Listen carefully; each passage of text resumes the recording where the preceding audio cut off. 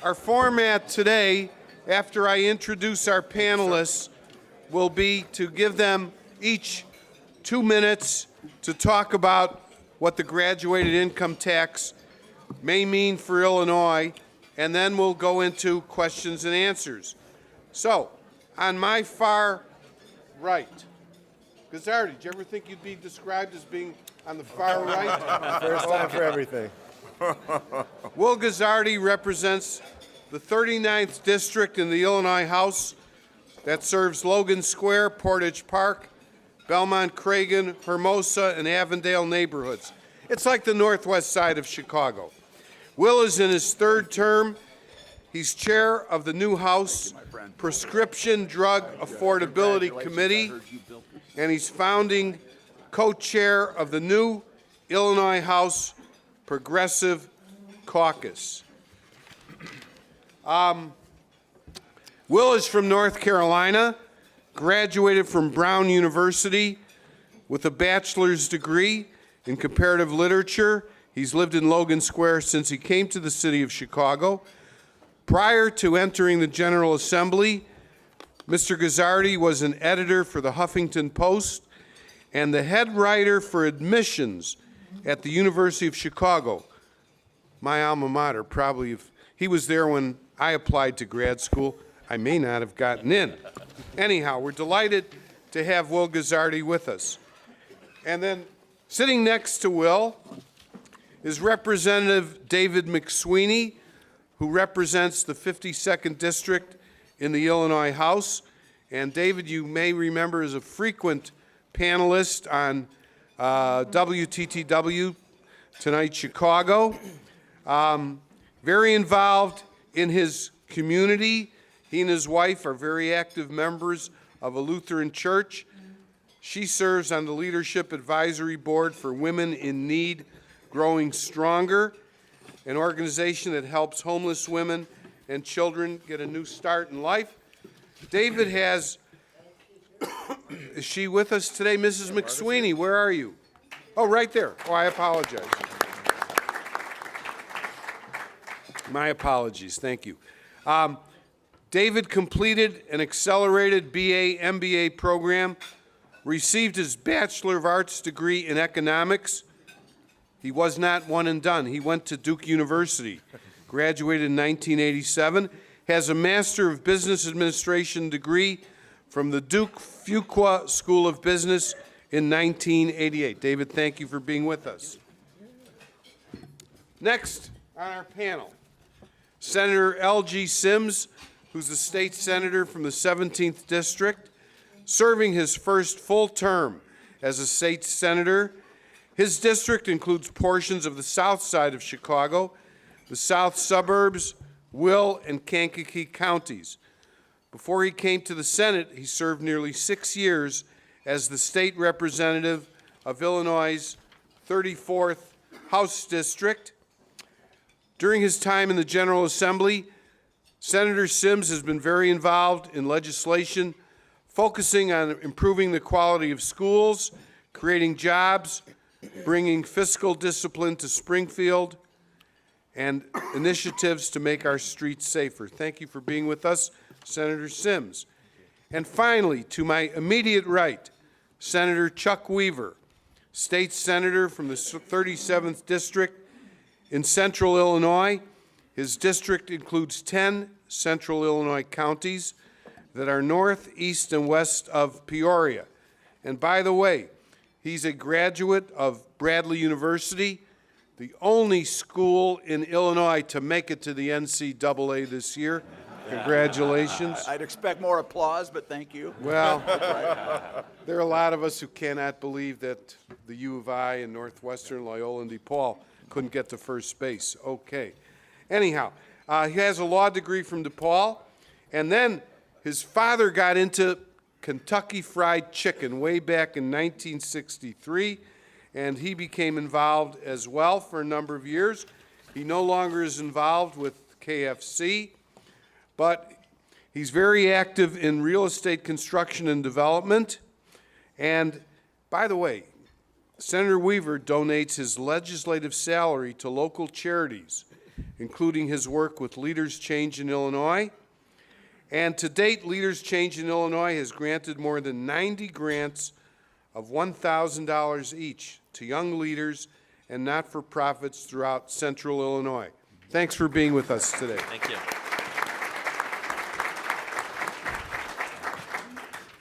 So, Representative Guzzardi, do you want to start us off? Sure, it'd be my pleasure. Well, thank you all so much for having me here today. I'm very excited to be here to discuss this issue with you, and it's an issue that I care very deeply about. I think the importance of the fair tax is paramount to our state's fiscal future. Frankly, it's a math problem that our state is facing, and there is no better solution than the one that's before us. How do I know there's no better solution? Well, Governor Rauner had 4 years to try. We had 4 years of a governor who came into office and said, Illinois is riddled with waste, fraud, and abuse, and corruption, and everything else, and we can solve this budget problem by tackling those challenges. And every year he introduced a budget, and every year those budgets were billions of dollars out of balance. Because, and in fact, Governor Rauner during those budgets proposed very deep cuts to social programs that I think are deeply important. You know, the services for people with autism, or breast cancer screenings, or drugs for people with AIDS who can't afford their medications, right? He cut these programs over and over and over and still was billions of dollars shy of bringing our budget into balance. The truth of the matter is this: our state has a $40 billion general revenue budget, plus or minus. About half of that is what we call above the line costs, meaning costs that we can't touch, things that we just have to pay. So of our discretionary money, of our $20 billion in discretionary money, we have about a $3 billion deficit. So that's about a 15% deficit of our discretionary spending. And when I say discretionary, I'm talking about things like K-12 education, higher education, public safety, human services, the basic operations of government. We have a 15% deficit. And I don't believe there's anyone on this panel or in state government who believes that our government institutions can tolerate a 15% cut. Like, we can't take 15% out of K-12 education. It would be devastating to the children in our state. So given that there's no realistic solution based on cuts, the governor had 4 years to come up with one and couldn't, and I don't believe that anyone would sit here and propose one. We have to figure out a way to pay for the services that we're providing. And I'm not even talking about doing more than what we're doing today. For instance, dedicating state funds to lower people's property taxes, which I believe would be deeply important, or fully funding our public schools. Just what we're doing today, we don't have enough money to pay for it. So the only question is, who's going to pay? And I believe the fairest answer to that question is the proposal we have before us. Thank you, Representative Guzzardi. Representative McSweeney? Thank you very much for having us today. This is a very important discussion. We all have a very good personal relationship, and that doesn't happen too much in Springfield. There's a lot of calling names, and what we need to do is focus on the real issues that count. My concern with the graduated tax is that it's really a code phrase for a massive tax. It's a tax increase in the future. It's not a fair tax. It's a tax eventually on the middle class, because we all know that it will fund additional revenue. We tried the tax route in Illinois over and over again. The tax rates were raised by 67% in 2011, and what happened? The money was spent, mainly on pensions. There was another 32% increase in the income tax rate after there was a slight rollback after the tax actually expired in 2015. So we have tried tax increases, and we know that the real plan here is to continue to raise taxes. The governor has said that $3.4 billion is his target. He's promised over $10 billion of new spending. And this tax actually would hit small businesses, pass-through entities, the limited liability companies, partnerships, subchapter S corporations. 90% of the corporations or businesses in Illinois, the corporations and partnerships combined, are pass-through entities that pay at the individual rate. They are creating 72% of the jobs. If you look at the income for filers of over $500,000, they are actually producing 72% of the taxable income for pass-through entities. So this is a tax on small businesses. This is a tax eventually in the middle class, because we all know that these tax rates are going to change in the future. Remember, the constitutional amendment just allows a graduated tax. It doesn't set the rates. So we're leading to much higher tax in the future.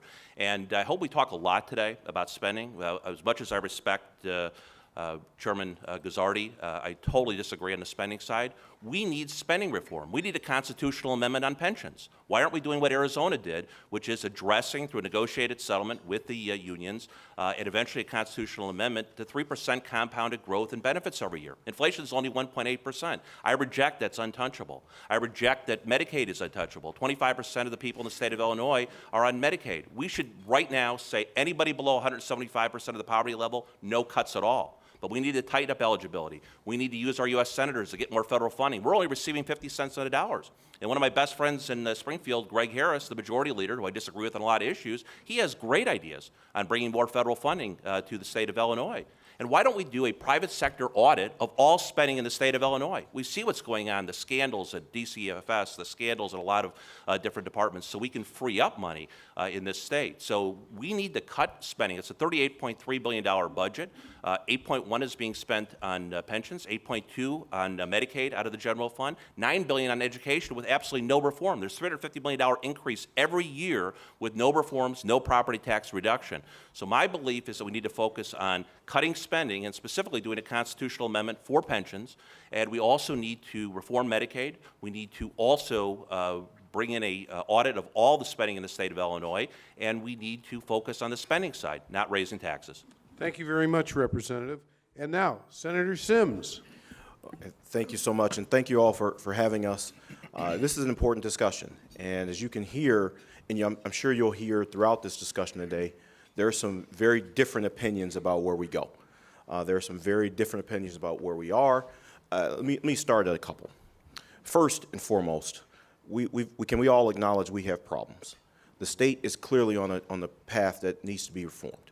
So we've got to put into place plans that will fix that, or puts us on a path towards fiscal stability.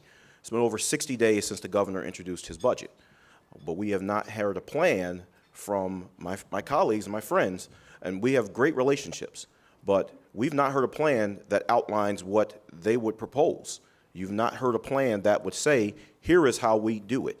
Representative McSweeney, who I have a great deal of respect for, just talked about pensions. Well, we've had some conversations with the Illinois Supreme Court. They've already acknowledged that pensions are a promise. So we've got to address the issues that are before us. Right now, we have a $3.2 billion structural deficit in our budget that was built into the inaction that happened over the last 4 years by our governor, who was hell-bent on hollowing out state government. So what you have before us is a plan, what the governor has clearly said is a bridge to the future. You have a plan that lays out three basic options. One, we have a revenue plan that would institute a graduated income tax, raising about $3.4 billion. Or two, you could have 15% across the board cuts or state spending. That, again, impacts thousands of women who would be ineligible to receive breast cancer screenings or treatment. Thousands of seniors who will no longer receive Meals on Wheels services. Early intervention services will be cut back. Mental health services will be further decimated. The social services safety network, which so many of our communities depend on, would be decimated. That's number two. Number three would be a tax on everyone. So those are the options. They're not great. They're not all great options, but we've got to be honest with ourselves. We don't necessarily only have a spending problem. There have been millions of dollars cut out of our state budget. We have gotten to the point where not only are we're not just cutting fat anymore, we're hitting muscle and bone. So we have to figure out how we're going to reform our state's revenue code. We have a 20th century revenue code for a 21st century economy. We have to address that.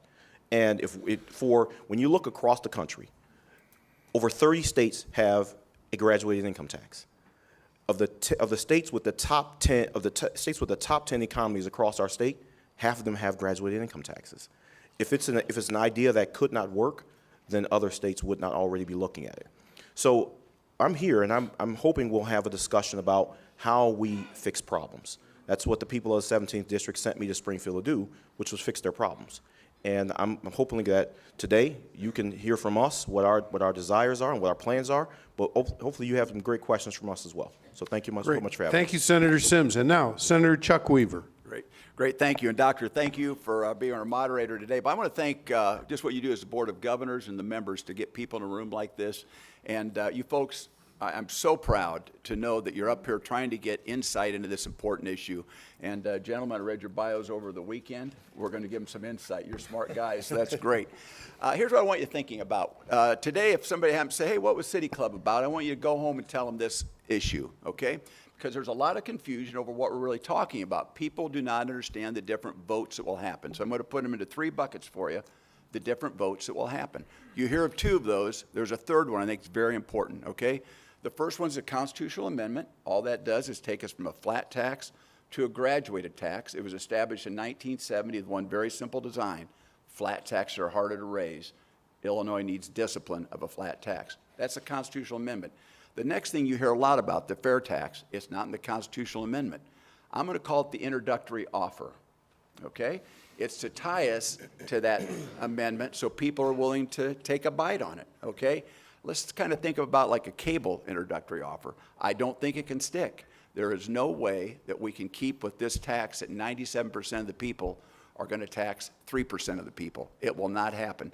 I'll talk later about how those percentages might work, or real quickly it will come into the middle-income families. And one thing we all have in agreement is middle-income families drive our economy. They're so important with regard to where our job creators have to be here to give them jobs and to drive it, and I'm very concerned about where this fair tax goes. The final bucket is what I'm going to call the middle income tax. Every time you hear the word fair tax, graduated tax, think about the middle income tax, because very quickly you will see this drop down to a number I believe is probably going to be close to $75,000 where that tax rate starts, not millionaires. I hope we get a chance to talk about that some today. Thanks again for having me. Okay, thank you, Senator Weaver. Okay, so we're ready to address some of the questions that have been submitted. This is from Peter Scozzi, who's with the BNSF Railway. Peter's right over here on the far right. Even if the tax yields what Governor Pritzker says, $3.4 billion, what kind of a financial hole will Illinois be in after it's passed? So who would like to respond to that question? Senator take that. Sims looks like he's grabbing the mic. Again, I think that we've got to figure out how we are modernizing our tax code. And we keep careening from crisis to crisis, figuring out today's issue versus tomorrow's issue. When we build stability into the process, you'll see that the state will start to turn around. We've instituted fiscal discipline on a number of fronts by cutting millions of dollars and billions of dollars in spending. But it's also, we've got to make sure we have a revenue code that matches the economy we have, and we don't currently have that. Until we address the problems that are before us, we keep saying what I've heard a couple of times here today already, what will happen in the future. What we have before us is the proposal. What we are debating today is the proposal before us. The proposal before us calls for a graduate income tax where 97% of taxpayers will not be negative. They will not see an increase, but they may actually see a decrease in their tax liability. If I might jump in there too. Okay. I'm sorry, David, I know how to point. Go ahead. No, go ahead, Will. Yeah, I just want to say to the question of what's going to happen in the future in the out years with the fair tax. I mean, I think one of the important things to remember is that income growth in this state and around the country has gone disproportionately to the very highest income brackets, right? In the past decades, we've seen that basically for middle income folks, wages have stayed stagnant, and for the folks at the very high end of the wage spectrum, wages have increased. So one of the real benefits of the fair tax system is that it will capture growth sustainably in the long term. Because we're capturing a higher percentage of the income that's at the very top tiers, it's going to help us actually build a more stable long-term tax structure, because we're finally focusing our taxes on the places where the wage growth really has occurred. So I think the structural deficit will be wiped out by implementing this fair tax, and our longer-term challenges will be mitigated by the fact that we're finally focusing our tax structure on those brackets where the income growth has really been higher than elsewhere. Thank you. Well, David, I know you want to respond to that. So we still have $8.6 billion of unpaid bills, and we have major problems because we have autopilot spending in the state, especially on Medicaid and pensions. And as much as I respect this gentleman, it's a false choice. There's not a 15% cut because you have to address the issue of pensions. Why are we not addressing the issue that is facing the state of Illinois in the biggest way? We have a $130 billion liability according to the state accounting. That assumes a 7% rate of return. If you use what Moody's, the rating agency, uses, it's a $250 billion problem. And we can. Arizona has the same constitution. We have to have a negotiated settlement, and that only will happen, and that's why I thought this governor had a chance, just like Nixon going to China, to deal with the unions, to actually negotiate work rules and changes with the group health insurance and pensions in a positive way. That's where the money is, and also in Medicaid, getting more federal dollars and completing a private sector audit. So I don't believe this does anything. Connecticut adopted a graduated tax system, and they keep raising taxes over and over again. This is all about a tax increase. Okay, Senator Sims or Senator Weaver, do you want to chime in Yeah, on this? I'd like to just say, I've heard twice today, we don't think about what's going to happen in the future. We're leaders. Leaders are supposed to be thinking entirely about what's going to happen in the future.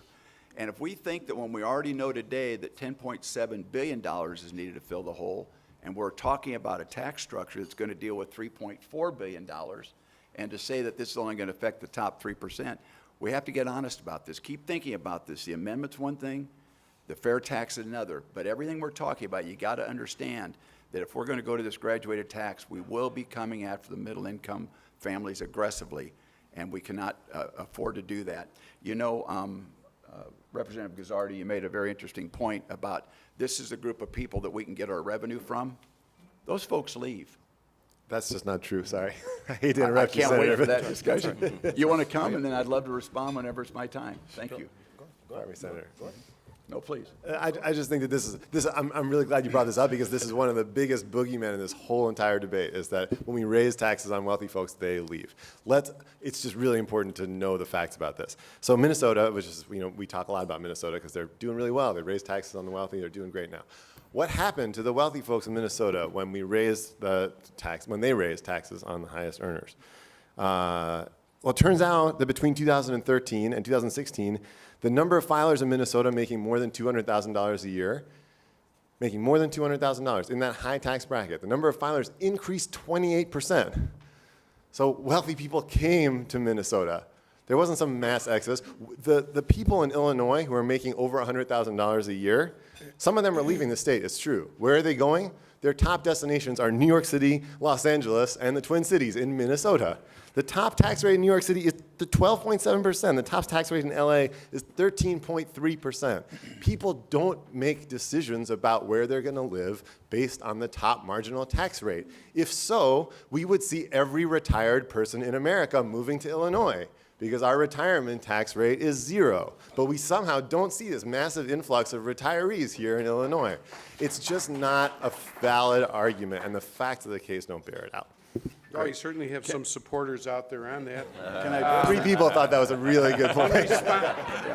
A response from Senator Weaver, and then we'll move along. You know, I saw an article this week that said that during 2011 to 2016, the filers in Illinois went up that were above 200,000. Do you realize what happened from 2011 to 2016?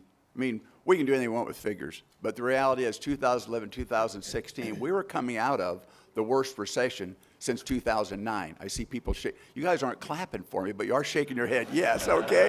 Now, our stock market went from 11.5 to 18.5. Now, the stock market is not where everybody made that 200,000, but small businesses were in the middle of recovery. Minnesota was going through the same period at that time. So we got to be careful where our numbers are coming from. We also have to think about the fact that, and I'm going to take another minute. Do you mind on this? Because I think it's very important for people to understand. I've heard this argument, people will not leave over income tax. And maybe job creators won't leave over income tax. And maybe they won't leave because our workers' comp is one of the worst in the country, okay? And maybe they won't leave because of other dilemmas we have, and I'm sorry, I need to look at my note on this one real quickly. $15 minimum wage downstate. That will chase people out of this state. You add to that other things like the out-migration we already have, where in our community, there's out-migration, so home values drop. No new homes are built. More jobs are lost. Any one of those may not push people out of the state, but I sincerely believe right now, Illinois, especially downstate Illinois, if you're not feeling that pain up here, Representative Guzzardi, we are at a tipping point where people with wealth are prepared to leave our state, and they've been doing it. In fact, of the leavers versus the comers, folks leaving the state have a 35% higher income than the folks coming to our state. To make that variation happen, there's a lot of wealthy people driving that number up. So we're going to have to disagree. Thank you. Let me chime in on this point, because what we are seeing is you're not seeing the wealthy taxpayers leave. What you have seen is when the last time we raised income taxes, you saw low-income taxpayers leave the state. So those are the exact same people that my colleagues are saying that they're trying to protect, those middle-income people. And what's ironic for me is the entire debate about the job creators. When we had this same debate when we were fighting to raise the minimum wage, these same folks were saying that we wouldn't, that they're going to lose, they're going to be leaving. Well, under the fair tax plan, these same job creators wouldn't even be paying higher taxes if their income is less than $250,000. So we've got to pick the arguments that makes you can't pick and choose arguments. Pick and choose the arguments that are based in fact, that are based on, and that the numbers bear out. The numbers bear out that we have under this plan, less than 3% of taxpayers will be affected. Period.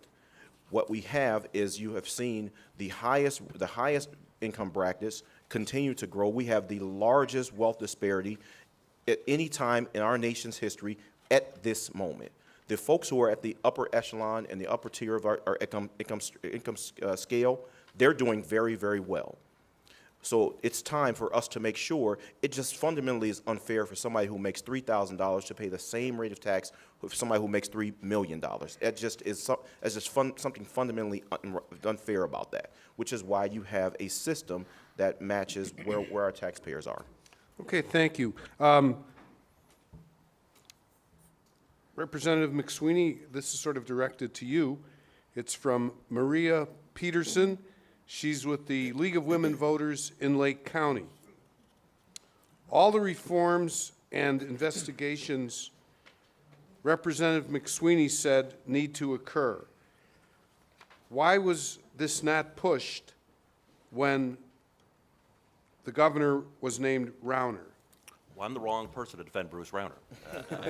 I was his most vocal critic on the Republican side because he didn't do any of that. You're exactly right. He talked. And he created a budget crisis. He didn't use his line item veto. He didn't use the veto. So I'm never going to defend Bruce Rauner, and we all know he lost by 16 points. What we need to do, and let me be specific about the reforms, is we need a pension constitutional amendment, negotiated amendment that is codified into law with the unions. That is where the money is. We need more federal dollars for Medicaid. We need to apply for Medicaid waivers. We need to use some of the ideas of Greg Harris, a Democrat, the majority leader in the House, to bring more federal money into the state of Illinois. And we need to do an audit. In fact, actually under Rauner, I called for a number of audits of spending and scandals that occurred in spending in his administration. But we need to do that for all spending. Why not hire a private sector auditing firm to do a complete audit of all spending? But the real money is with Medicaid.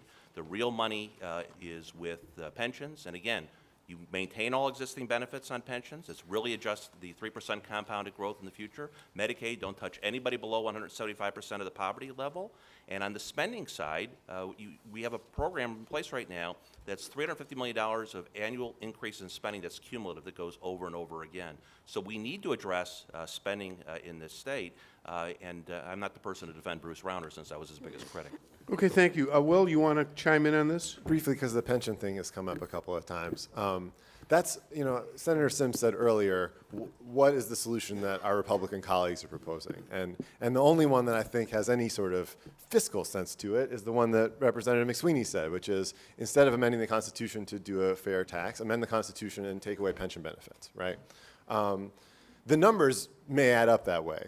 But I think we get very quickly to what strikes me as a moral question, right? Pensions are commitments that we entered into with people who decided to spend their careers in public service. We said, we're going to pay you less than you might make in the private sector, and in exchange for that, we're going to provide you with a decent benefit when you retire. So I think that if you weigh those two options against each other, we're saying, who do we want to pay for our state's budget? Do we want it to be the very wealthiest people in Illinois, or do we want it to be retirees who are school teachers and worked in our public sector? That, to me, seems like there's a very obvious question, just from a sense of fairness, right? Do we want to put our state's budget woes on the backs of public sector retirees or on the very, very wealthiest people in our state? Seems to me like there's a very plain answer to that question. Okay, we have a couple of questions that refer to pensions, and I guess Jim Turman. James, where are you? Over there. Jim Turman. His question is, how does Governor Pritzker intend to fix the pension crisis, if not by constitutional amendment? You've talked about a number of constitutional, or the amendment to change the flat tax to progressive tax, but we haven't heard much coming out of the executive office in Springfield about the pension crisis and a constitutional amendment in that area. Is there anything that you can? I'll address it quickly. You heard the budget presentation a month or so ago. There were 5 pension solutions in that budget, by the way, none of which dealt with what happens inside the system, none of which dealt with what we do with pensions long term. And it's this problem we have of continuing to think we can just go back to the well to solve the problems or readjust how our payment structures work. You know, this reform issue was brought up a little bit ago. It has not been addressed. Governor Rauner basically put his political career on it, failed because Springfield refuses to deal with reform. This guy did everything he could to cause reform. I get it, but there is no discipline, self-discipline in Springfield to make the tough decisions. And here's what happens when you don't have self-discipline. If you're not disciplining yourself, the outside's going to discipline you. And now we're at that point where the rest of the country is looking at us. In fact, I hope I get to talk about Warren Buffett's comment about states like Illinois in a minute. But they are going to discipline us if we don't do it ourselves. We must have reform. With regard to pension, there's a number of ideas that are out there, but until we start understanding that we have to deal with the fact that you mentioned private sector pays more than a public sector, our public sector employees in the state, wages have gone up 43% in 10 years, while private sector wages have gone up 11%. We have to be realistic about that. And by the way, those are great people, but we have to be realistic about what has happened with wage arbitrage across our country and with regard to how we compete elsewhere, and understand we've got to bring our costs down inside the government as well with regard to salaries. Thank you. We have a question here from, Elgie, I'm sorry. For a second. Can we acknowledge that even though state employee salaries have increased, they're still less than their private sector counterparts? And we still have a teacher minimum salary bill that we try to work out, is trying to work its way through the legislature, where we are trying to make sure that we have individuals who are prepared, who will commit themselves to public service. It is very, very difficult to have individuals commit themselves to public service because it's not profitable. But the reason that they did that was because they understand they're committed to public service. These are tremendously committed individuals, committed to public service, committed to making sure that we're providing services, but we're not investing in that. We're not investing in them, we continue to demonize them. Our public sector employees are not the enemy. They're not the problem. Totally agree. They are part of the solution. They are on the front lines providing those services that we are protecting and fighting for every day. So that's whenever I hear the discussion about public sector employee salaries, it's difficult for me to hear because I know the work that they're doing. I know the commitment that they have. But also let me talk about pensions for a moment. Do we have a pension commitment? And we do have that's upwards of $100 billion. Yes. But it's a fallacy that we have a problem only because we are not going to have all state employees go into the pension system all at once. So yes, do we have an obligation that we have to account for? Absolutely. But are we going to have all of those employees retire at the same time where we're going to pay that out? No. But do we have a pension system and an obligation and a commitment that we've made to these employees that we've got to honor? Yes. Okay, thank you. This is a question from Bob Wislow. Bob, where are you? Oh, right over there. Thank you. He wants to know if people are in Springfield, you legislators, the leaders, and so on, are talking about a compromise position of $1.1 billion each from the flat tax, a graduated tax, and spending cuts. Is there any discussion yet at this stage? And tied in with that would be, is this going to be something that happens on the very last day or night before the legislature adjourns? And let me answer and say that I've offered a number of times to meet with Governor Pritzker to discuss the spending side. I'm sure when his schedule allows, he'll make that happen, because we need to discuss these issues on pensions, on Medicaid. We have to start with the spending discussion. All the discussion in Springfield now, including on the governor's budget, is on taxes. There's a plastic bag tax, there's an insurance tax, and there are other taxes that are included in that budget. We need to focus on having a realistic discussion on the budget and the spending problem. And I say to Chairman Sims, as again, a person I really do respect and have worked with closely, I have no issue with the state employees. What I have an issue with is pensions that are increasing at 3% compounded a year when inflation is only 1.8%. So we're increasing our liability every year. We need a constitutional amendment. We need to address the spending side. That's where I think we need to have a discussion. It can't just be about taxes. We raised taxes in 2011. We raised taxes in 2017. We're going to raise taxes again in this budget, which I'm going to oppose if it includes tax increases. And when I came into the General Assembly in 2013, spending was $33.1 billion. It's $38 billion. Now, and a lot of that is driven by pensions. We keep coming back to this issue that we have to have a serious discussion about pensions, and we also have to serious discussion as part of this about the level of pensions. Looking at people retiring with pensions that exceed well over $125,000 in some cases. And we know superintendents, obviously, who have much higher levels. So with that, we need to have a discussion about spending in the state. I'm willing to have that discussion anytime. And these two gentlemen, as you know, are very intelligent people and leaders in the state, and they're always willing to talk. But I want to see the governor talk about this issue of cutting spending. Okay, question here. If the progressive income tax passes, none of the revenue would come in at the earliest before November of 2020, correct? Mm-hmm. So this is a question from Laura Davis with the Cook County League of Women Voters. You know, these League of Women Voters keep us on our toes. Thank you very much. If Illinois does not move to a graduated income tax, what are your ideas to generate revenue in order to pay the state's current bills? So who would like to tackle that one for a starter? I'll give you just one real quick fact. Okay, of what- Chuck. Thank you very much. Of what happened in this last budget. There was one cut in this last budget, $6 million cut, $38 billion budget. I tried to explain this to somebody today. They said, too many zeros, can't get their brain around it. I'm going to make it a very simple number for you. That one cut was 15 one-thousandths of 1%. One cut. 3 zeros followed by a 1.5 on the right side of the decimal. That's not how we're going to fix it. We've got to be realistic that there are places we can cut 15%. Nobody wants to see that. We all agree with that. But there's got to be a place in the middle where we can look at cuts realistically. We can figure out how to restructure pensions appropriately. And I believe we've got a special opportunity right now. Very difficult for a Republican governor to come in, introduce reform in a very political environment. Right now we have a Democratic governor. He's a smart guy. We have Democrats, a supermajority in both houses. I believe he can come forward with a lot of the reforms that have been pushed for a lot of years, and I believe people will follow him, because one thing that has happened over the last 4 years is everyone in our state understands the dilemma of our state. We understand there are problems, and I believe the political will can be there for support for this governor to come in and make big changes that can reform. And then there could be support from folks on this tax side of it.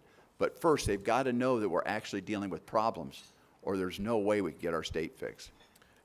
And I think the way to do that is to have that discussion, to make sure that everybody's included. It's not enough to say what the problems are, identify the problems.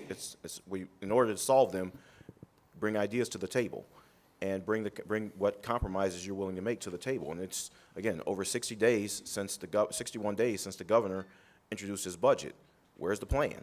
I have great respect for these two gentlemen. I worked with both of them on a number of issues. Where's the plan? Let's propose a budget. And Chuck, I disagree with you. There were cuts in that last year's budget. There were millions of dollars in cuts in operational services and the like. where we were trying to make sure that the budget was built on a balance between revenues and cuts. So we've done that. But if we're going to have these discussions, we've been spending hours. I serve on in the Senate. I serve on both appropriations committees. I'm on Senate Appropriations 1 committee and vice chairman of Senate Appropriations 2, and we've spent hours debating this budget.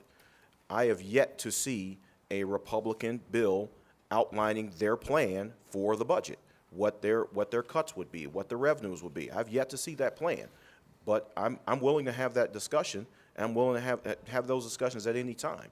But let's have those open, honest discussions with each other about what the problems are that we're trying to solve, not just identifying. Identifying the problems are easy. Coming up with solutions are much more difficult. And I'd like to accept your offer to talk about pension reform, Medicaid reform. Maybe we can get the governor involved and have public disclosure. I'd like to have a public meeting with the governor involved, and let's discuss the issues, what our ideas are on pension reform, Medicaid reform, private sector audit of all spending. I take up your challenge, and I appreciate it. Thank you. Okay, so we've got two Democrats here, two Republicans. Can a bill be passed and presented to the governor and the voters of Illinois without Republican support on this income tax issue? Numerically, yes, certainly. Absolutely. And I think we have, over the years, certainly the last 4 years, I got elected 4 years ago. And over those 4 years, I and others spent a lot of time working with our Republican colleagues to talk about this fair tax question.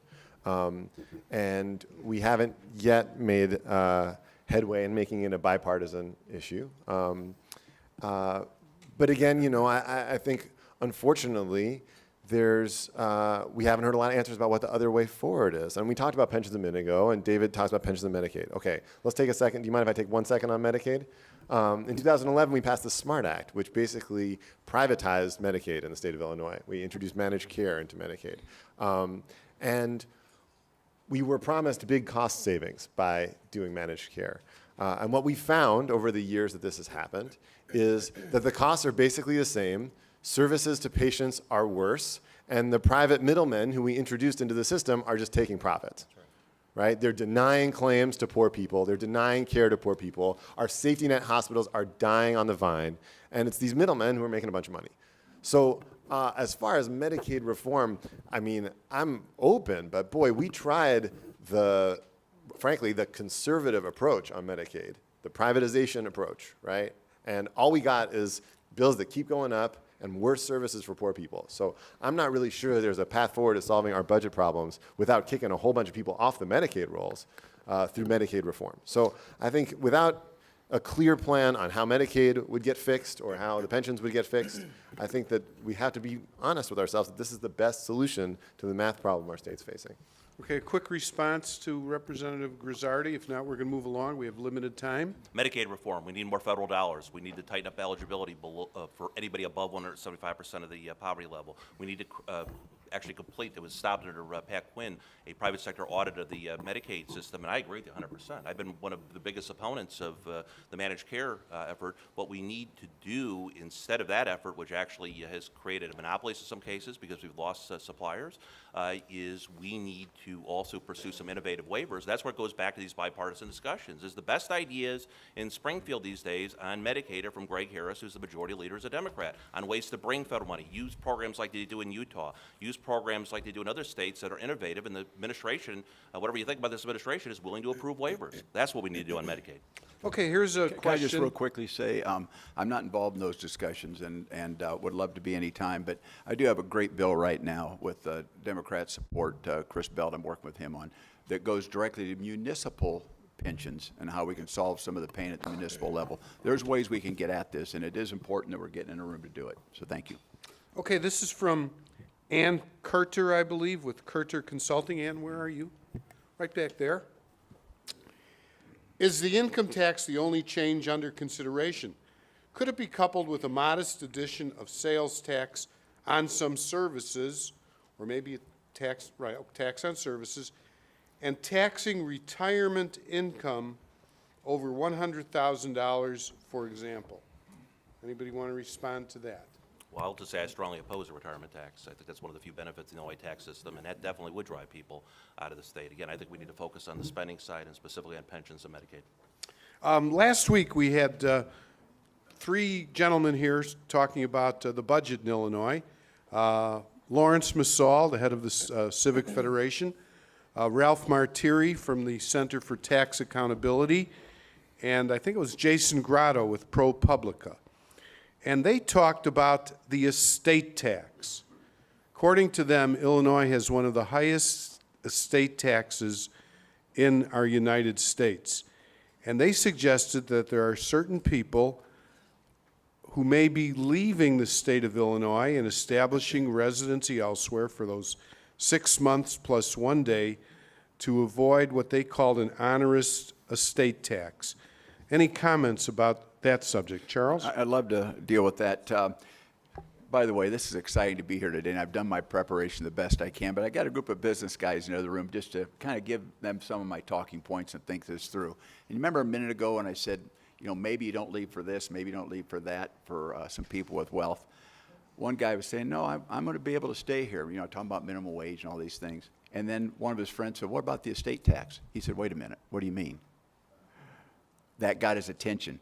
And this gentleman is sold on Peoria, but he is seriously after that conversation because of so many dynamics that happen around the estate tax. In fact, there's an article in the that someone sent me from a Naples newspaper talking about 4 problems with our estate tax problem, which tells wealthy people you have got to get out of the state because if it's in trust in the state, it stays in the state for income tax purposes long term. So there's a lot we've got to do to fix that one because, to Representative Guzzardi's point, that's one that will chase people out of our state, and it's people with wealth that we need here to create jobs. And speaking of chasing someone out of the state, with us is Manny Montellano. Manny, where are you? He's right over here. He's with Trade Helm, Inc. It's a corporation. And he says, with people leaving, some people, or I think several of you said that high-income people don't leave and so on. I'm here today to help decide whether my family stays in Illinois or not. My decision is 90% based on taxes. If I leave, I am leaving because of taxes. Any comments? Will? May I? Yeah. I think that the point that's been made here a few times that the overall bucket of taxation feels high to people, that's a very valid point. And I want to talk about property taxes for a second, because I think when people think about taxes, they often think about, they feel overburdened by property taxes in the state of Illinois. Because we know our income tax rates are actually quite low relative to our neighboring states, right? But property taxes are quite high, especially in particular communities. And I think that the proposal we have before you today is actually the best, and as far as I know, the only long-term solution on the table to lower property taxes.